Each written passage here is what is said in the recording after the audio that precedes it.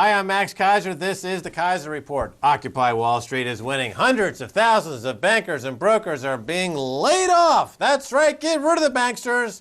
That's what we're aiming for. Stacy Herbert, tell us more. Well, Max, here's a headline from the Reformed Broker. Rough times for the brokerage industry. Bankers are being laid off. That's right. Well, those are like the bomb makers, aren't they? So we got to get rid of them. Brokers are being laid off. Yeah, those are the financiers of the bomb makers, so we got to get rid of those terrorists.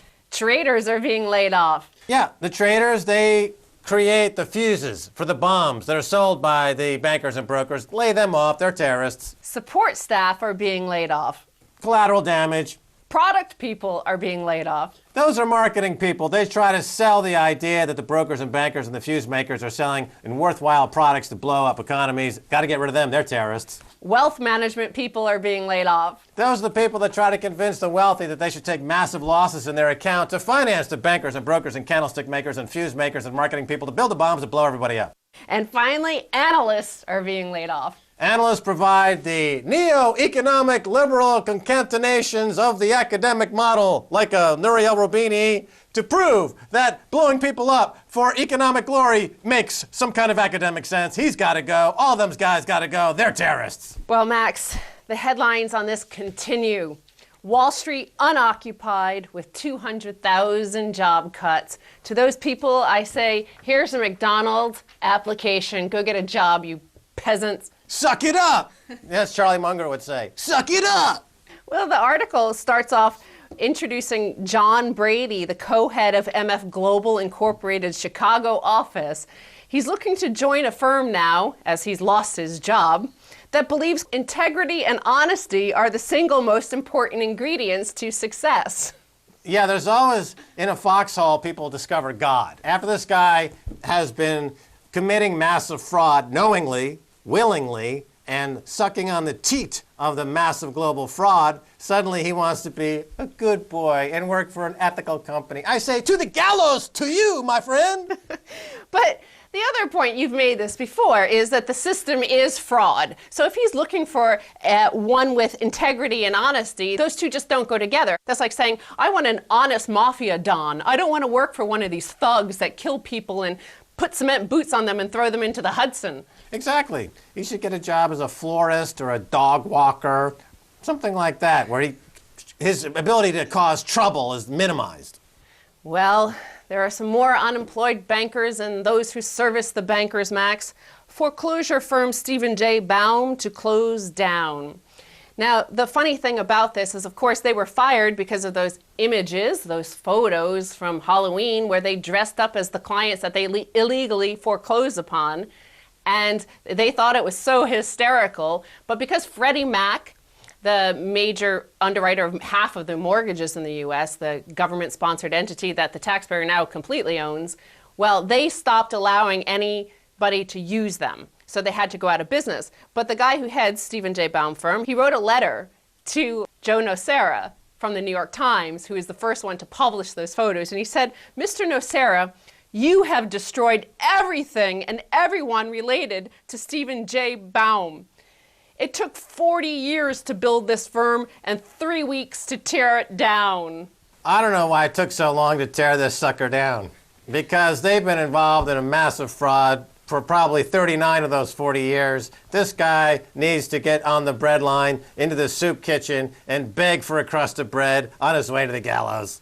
But you could apply his own charges against Mr. Nocera to the whole U.S. economy, the U.S. empire. It took 40, 50, 60 years to build that up and a few months for the bankers to take it down. Less than a few months, one day really in 2008. Well, it's a good point. You know, the U.S. economy is built on the back of massive debt expansion, and then once it becomes clear that the debt can't be serviced, it evaporates like a hologram in the wind. And that's exactly what we're seeing now, because people understand that the U.S. economy, Wall Street, is just one big Enron. And once confidence evaporates, so does all the equity. And it's good night, Marie. Now, it was the images of them at Stephen J. Baum dressed as the homeless that they had made homeless that really resulted in the firm going out of business. Now, I want to turn to this image here that I saw on the OccupyWallStreetNews.org. And it's an image of some cyborgs or policemen, I can't tell, but they're protecting JP Morgan Chase. And with that in mind, I want to look at these next headlines, most of them involving JP Morgan Chase. MF Global, the mess that keeps getting messier. So this is an article on CNN Money from Leah McGrath Goodman, a friend of the show. And apparently big institutional investors are getting a taste of what many frustrated taxpayers experienced during the financial crisis, being on the hook for losses of a major financial firm against their wishes. Now, remember, the trustees have now announced that, in fact, there's a $1.2 billion black hole of missing client funds, which coincidentally happens to be the exact same amount of MF Global funds at JP Morgan, which JP Morgan is not releasing to the trustees or the clients of MF Global. So with that, she says, although MF Global owes JP Morgan $1.2 billion as an unsecured creditor, clients of MF Global whose funds are still missing should not have to beg JP Morgan for relief. We're simply asserting that if MF Global commingled funds from customer accounts or cannot properly account for them, JP Morgan can't lay claim to those funds as if they were their own, says one investor in MF Global. Look, JP Morgan's balance sheet is severely impaired, and a lot of smart money is short JP Morgan.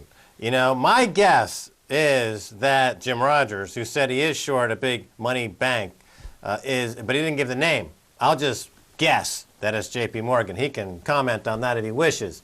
But I think the smart money is massively short JP Morgan stock, because this stock, if you mark to market anything and everything, is worth less than zero. But it's a theme here I'm really focused on, Max, is that we have been focusing on is that the millionaires, the 100 millionaires, if you make, one of these hedge fund guys think, oh, I make 200 million a year, I'm like the top 1.01%, I'm one of these guys, JP Morgan will take care of me.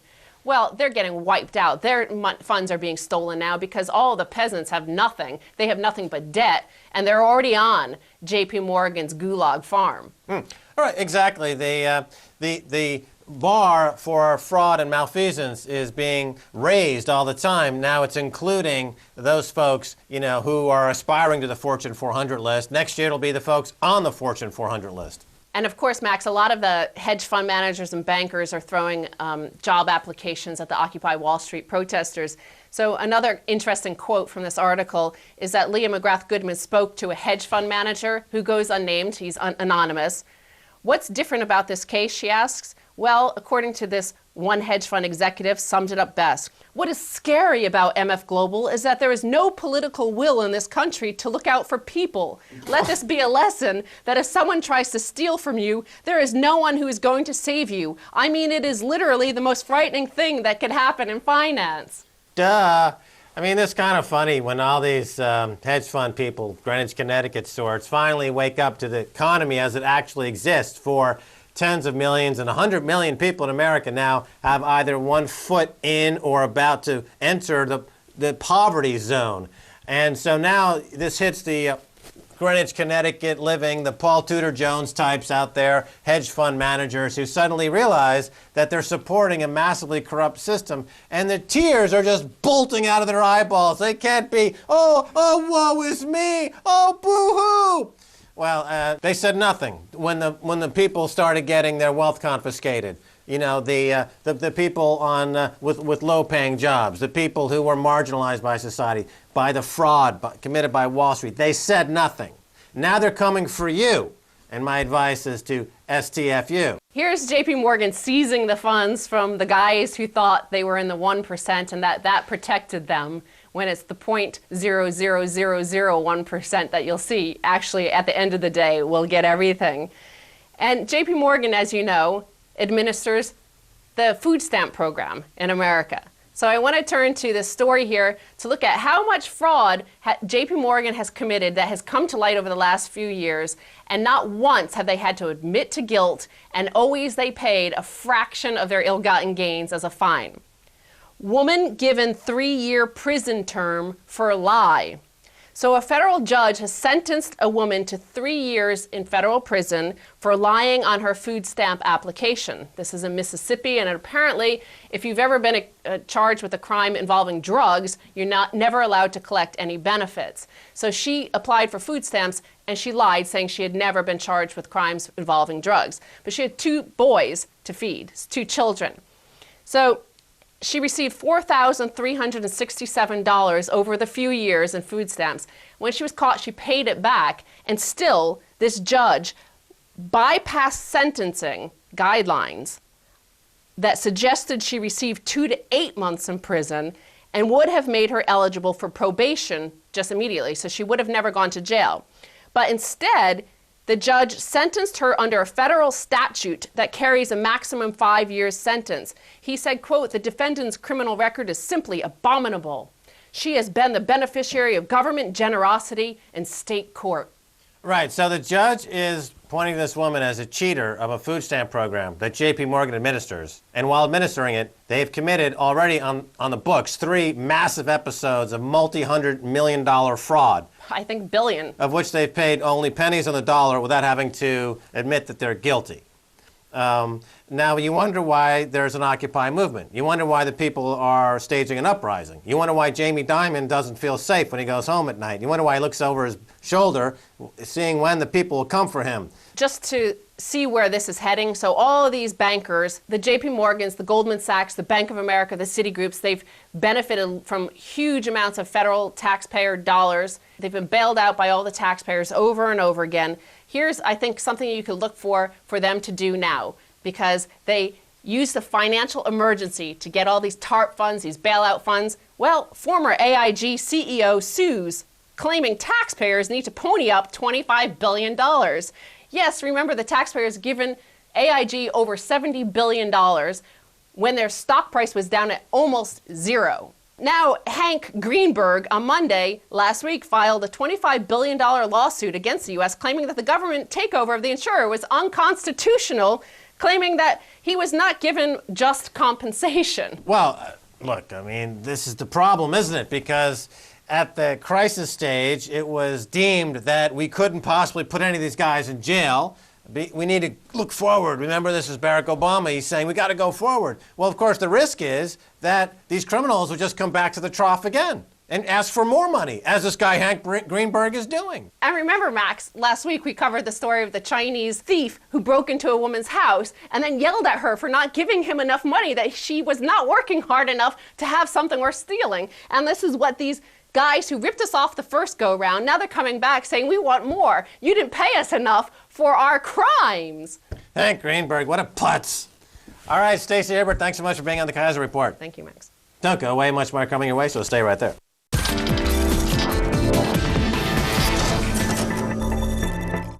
Welcome back to the Keiser Report. I'm Max Keiser. Time now to go to New York and speak with Danny Schechter, the news dissector. Danny, welcome back to the Keiser Report. Hey, pleasure, Max. Happy Thanksgiving. Danny Schechter, you made a film and a book called Plunder, The Crime of Our Time. Everything you discussed is coming true. Recently, Judge Rakoff, for example, said the SEC settlements with Bank of America and Citigroup were an abomination, but that he, as a federal judge, had no authority to do anything about it. Your thoughts? Well, this is the whole problem. We still haven't had an effective investigation on any level of fraud on Wall Street.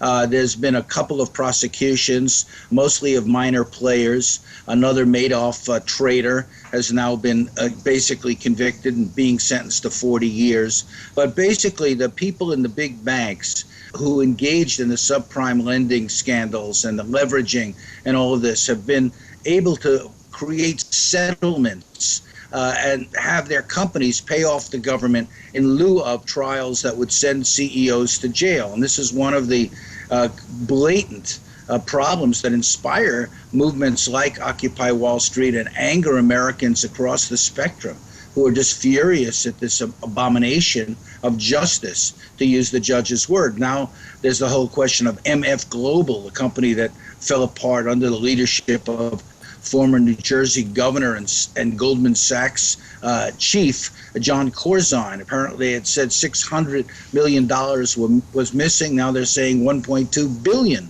is missing.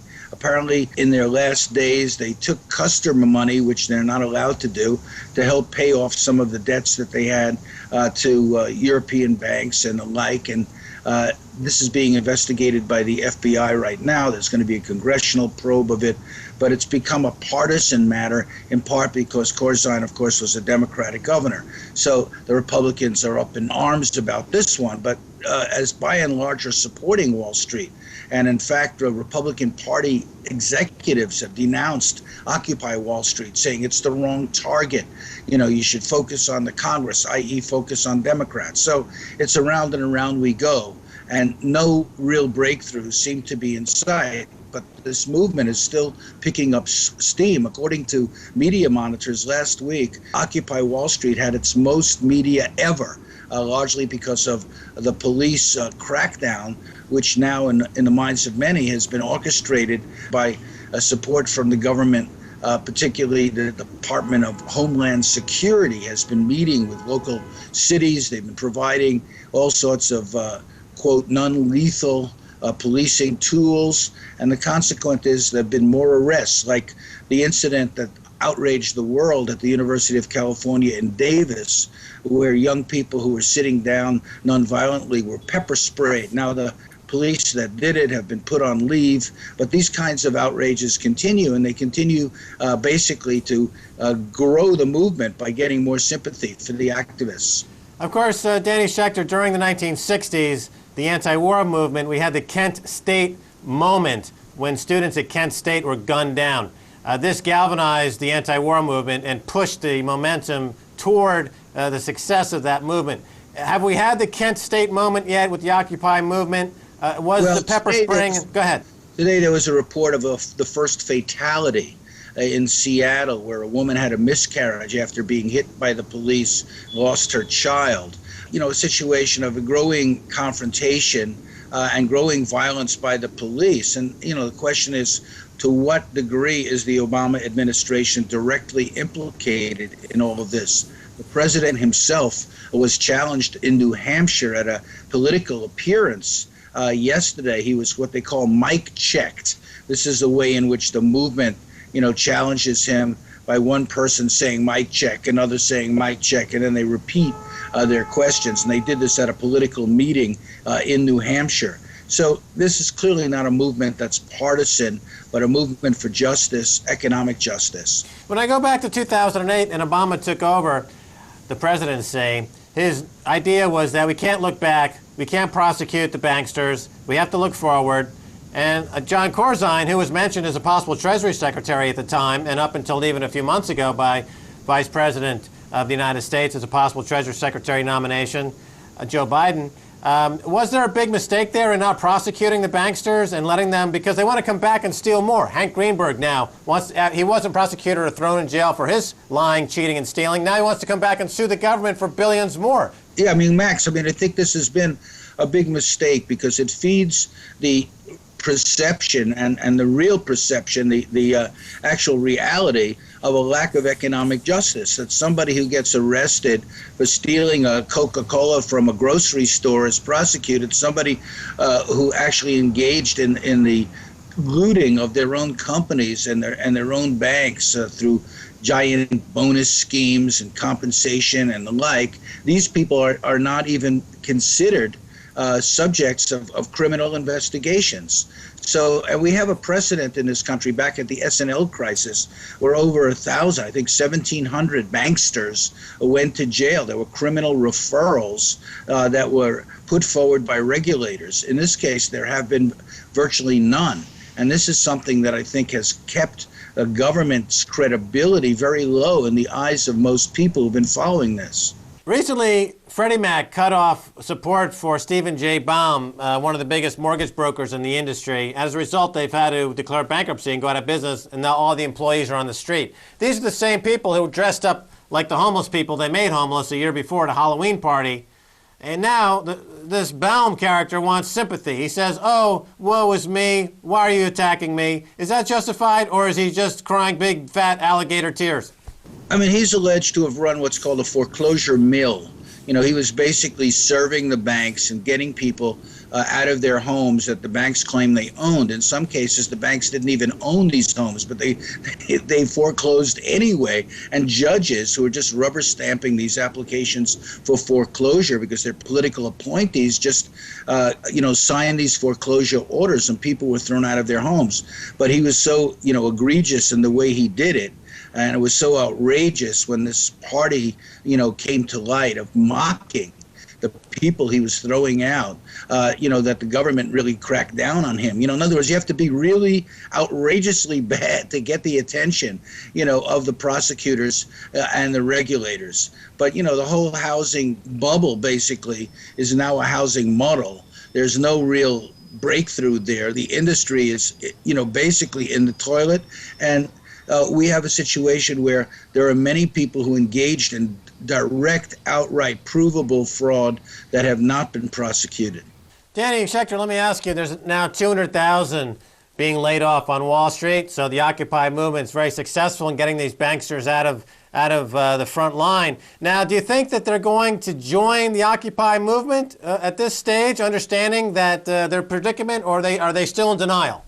Well, let's understand something. Wall Street has occupied America for a long, long time. This movement is challenging that occupation with another occupation, which is under attack by the New York City police and a realty company named Brookfield Properties, whose board the mayor's girlfriend sits, as well as, I'm told, Joe Biden's son is an attorney for this company. So, the fact that Wall Street is doing a better job of actually collapsing than the Occupy movement is doing and forcing them to collapse is interesting in itself. It's their own, karma, basically, that's gotten them. Their practices have been, not just questionably legal, but, ineffective, and have led to a whole financial collapse.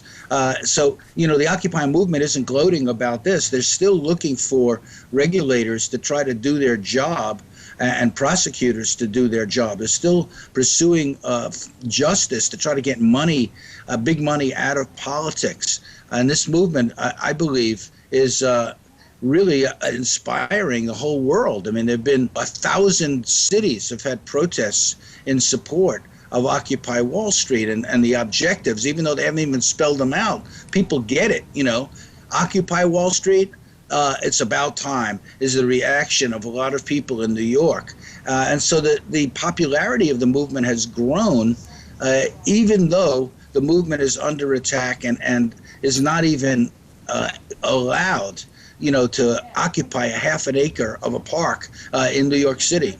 Danny Schechter, the anonymous group, the hacktivist online group Anonymous, recently said or suggested that they were going to start their own hedge fund, and as the banking industry implodes, they would be selling shares short and profiting from the collapse as we see risk returning to the operations of these banks that, for all intents and purposes, have been operating with zero risk for the past 10 to 15 years, thanks to derivatives and other hedging strategies. Do you think this is a good idea for hacktivist groups like Anonymous to start their own hedge fund and fight fire with fire? What do you think? I think there's a lot of creative tactics. Some have been successful, some have failed, some have actually succeeded despite failure.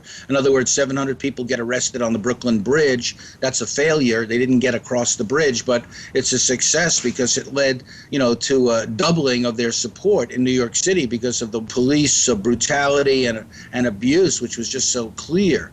So, will Anonymous be successful as hedge fund people? I don't know. The hedge funds, some of them have been very successful, but many haven't. I think there's a lot of different imaginative tactics being adopted. I mean, Anonymous is not really part of this movement. They're supporting it.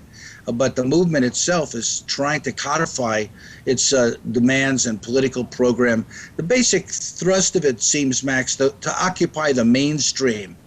They want to not just reach people who agree with them. They want to reach out to all kinds of people, unemployed workers, victims of student debt, where students can't afford to stay in school, people who are being foreclosed upon and the like. And there are millions of people in that situation. I mean, there are a lot of studies that are showing that, 45% of the people can't afford to pay their bills. I mean, we're in a bad situation that seems to be getting worse.